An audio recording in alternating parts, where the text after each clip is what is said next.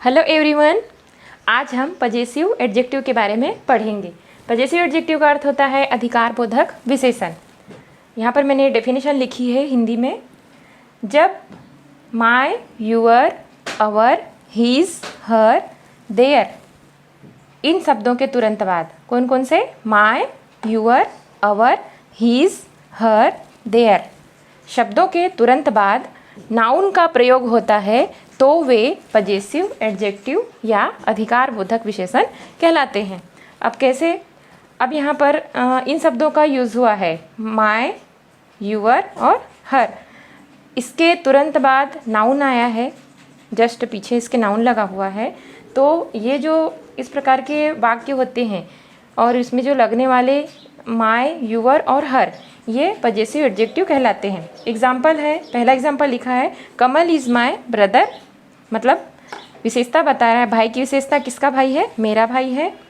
और रानी is your sister, your मतलब तुम्हारी सिस्टर, तुम्हारी बहन है। किसकी बहन है? तो तुम्हारी बहन है, अधिकार के साथ बता रहे हैं।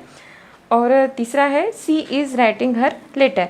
तो यहाँ पर my, your, our, his, her, their ऐसे शब्दों के तुरंत बाद यदि नाउन आता है तो वह पजेसिव एडजेक्टिव कहलाते हैं। अब इसके बाद हम एडजेक्टिव के 8वें प्रकार के बारे में पढ़ेंगे। तब तक आप सभी लोग इसे कॉपी में नोट कर लेंगे। अब हम बात करते हैं प्रॉपर एडजेक्टिव की। प्रॉपर एडजेक्टिव का अर्थ होता है व्यक्तिवाचक विशेषण। व्यक्तिवाचक विशेषण में इसकी डेफिनेशन है जो एडजेक्टिव प्रॉपर नाउन से बनते हैं वे प्रॉपर एडजेक्टिव कहलाते हैं। अब प्रॉपर नाउन से मतलब प्रॉपर नाउन हमने नाउन वाले चैप्टर में पढ़ा था प्रॉपर नाउन के बारे में कि किसी विशेष व्यक्ति, स्थान, खाड़ी, समुद्र, प्लेनेट इन सब के बारे में जो इंगित करता है वो प्रॉपर नाउन कहलाता है। तो जो एडजेक्टिव प्रॉपर नाउन से बनते हैं वे प्रॉपर एडजेक्टिव कहलाते हैं। अब कैसे प्रॉपर नाउन से बनते हैं? यहाँ पर उदाहरण लिखा है मैंने, इंडियन पीपल लव पीस। अब प्रॉपर नाउन मतलब इंडिया से बना है, इंडियन और इंडियन भी है और पीपल भी है। तो ये दोनों आपस में क्या है? नाउन आता है। और जो नाउन से प्रॉपर नाउन से बना है इंडिया, तो जो प्रॉपर नाउन से जो विशेषण बनते हैं, जो एडजेक्टिव बनते हैं वो प्रॉपर एडजेक्टिव कहलाएंगे। मतलब इंडियन पीपल लव पीस, भारतीय लोग शांति पसंद करते हैं, शांति पसंद लोग होते हैं। तो यहाँ पर इंडियन पीपल किसकी विशेषता बता रहे हैं, किस प्रकार के पीपल हैं? वो है इंडियन पीपल हैं। दूसरा है इंग्लिश लैंग्वेज इज़ डिफ़िकल्ट, अंग्रेजी भाषा कठिन है। तो लैंग्वेज की विशेषता बता रहा है, लैंग्वेज कैसा है? वो इंग्लिश लैंग्वेज है। तो यहाँ पर जो इंग्लिश शब्द का यूज़ हुआ है वो प्रॉपर एडजेक्टिव के रूप में प्रयुक्त हुआ है। तीसरा है do you use Turkish T. अब जो तुर्की है, तुर्क एक देश है, वहाँ उससे बना है तुर्किश और ये प्रॉपर एडजेक्टिव के रूप में प्रयुक्त हुआ है। तो ये भी प्रॉपर एडजेक्टिव का जो प्रॉपर एडजेक्टिव है वो प्रॉपर नाउन से बना हुआ है, तुर्क से बना है तुर्किश। तो जो प्रॉपर एडजेक्टिव होते हैं वो प्रॉपर नाउन से बनते हैं तो प्रॉपर एडजेक्टिव कहलाते हैं। अब हम एडजेक्टिव के 9वें प्रकार के बारे में बात करते हैं। एक्सक्लेमेटरी एडजेक्टिव मतलब है विस्मय बोधक विशेषण। हमने जो प्रोनाउन वाला चैप्टर था उसमें भी एक्सक्लेमेटरी प्रोनाउन के बारे में पढ़ा था। सेम का सेम वही इसमें होता है। यहाँ पर मैंने इसकी डेफिनेशन लिखी है, जब व्हाट शब्द का प्रयोग एडजेक्टिव के रूप में किसी तीव्र भावना को व्यक्त करने के लिए किया जाता है तो यह एक्सक्लेमेटरी एडजेक्टिव कहलाता है। यहाँ पर उदाहरण में मैंने व्हाट का प्रयोग किया है, 3 मैंने यहाँ पर उदाहरण ली, इसमें तीनों में व्हाट का प्रयोग हुआ है। और जब व्हाट शब्द का प्रयोग एडजेक्टिव के रूप में किसी तीव्र भावना को व्यक्त करने के लिए किया जाता है। तीव्र भावना का अर्थ होता है एकदम जोर से हम किसी चीज़ को बोलेंगे क्या ऐसा हो गया, तो उस चीज़ के लिए ये चीज़ें जो व्हाट होता है वह प्रयुक्त होता है। अब उदाहरण से समझ लेते हैं।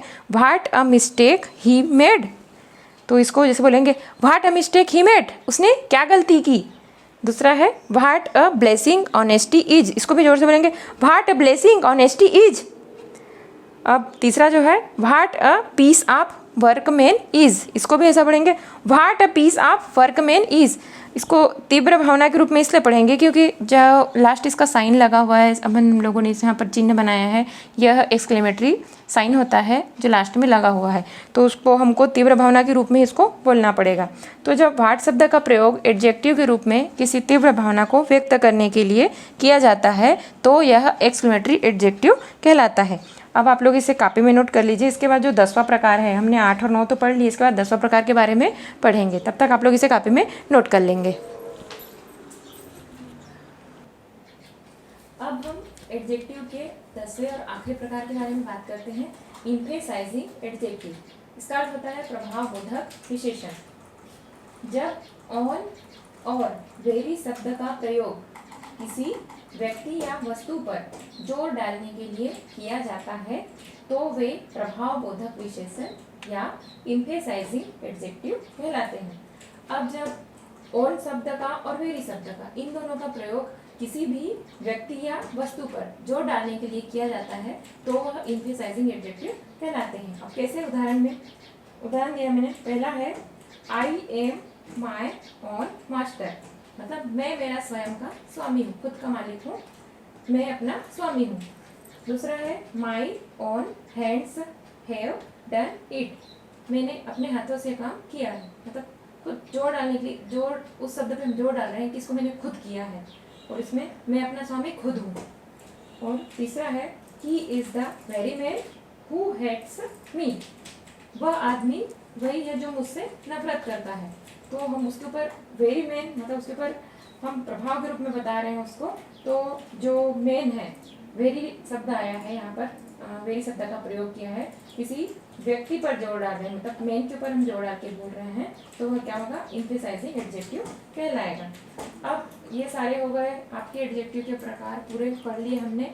एडजेक्टिव हमारा चैप्टर क्लोज यहाँ पर नहीं होता है। इसके बाद हम एडजेक्टिव्स की डिग्रियाँ पढ़ेंगे। उसके पहले हम आर्टिकल के ऊपर एक बार ध्यान देंगे। आर्टिकल के बारे में हम लोगों ने पढ़ा नहीं है, जो नाउन की चैप्टर में हमें पढ़ लेना था। तो कल का जो हमारा चैप्टर रहेगा वो आर्टिकल्स के बारे में रहेगा। उसके बाद हम डिग्री ऑफ एडजेक्टिव पढ़ेंगे, ठीक है। तब तक सारे बच्चे से कॉपी में नोट कर लेंगे। इसके बाद जो भी क्वेश्चन बनेगा वो मैं आपको सेंड कर दूँगी, ठीक है।